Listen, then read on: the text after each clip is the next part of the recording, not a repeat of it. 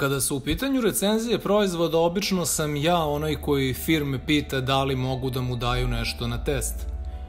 Ovaj put to nije bio slučaj jer me kompanija Moft kontaktirala prva. Proizvod o kome danas snimam video klip je, kako ga oni zovu, prvo nevidljivo postolje za laptop. To nevidljivo je verovatno iz razloga što kada ga zalepite za poleđinu laptopa, uopšte ga ne vidite kada je laptop okrenut prema vama.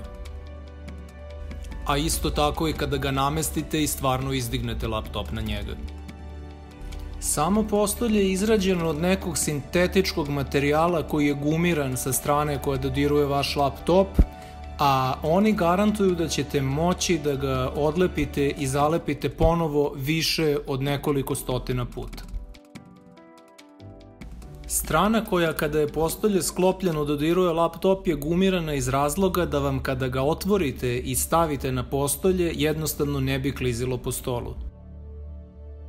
Što se tiče skidanja, postolje se stvarno lako skida i stvarno se lako vraća nazad i kada ga ponovo zalepite nije ništa slabije zalepljeno nego prvi put.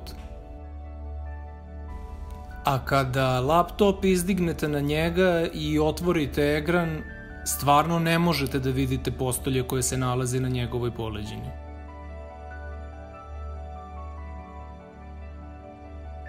Postolje može biti namešteno da laptopu daje nagib od 15 ili 25 stepeni i to otprilike izgleda ovako.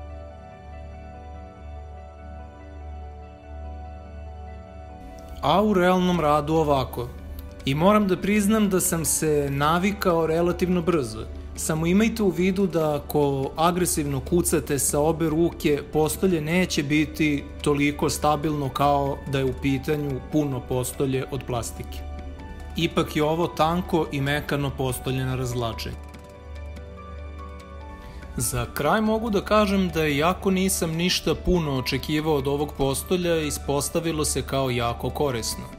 A ako vam njegova cena od $25 ne odgovara, na AliExpressu uvek imate opciju da kupite kopiju za 5 puta nižu cenu.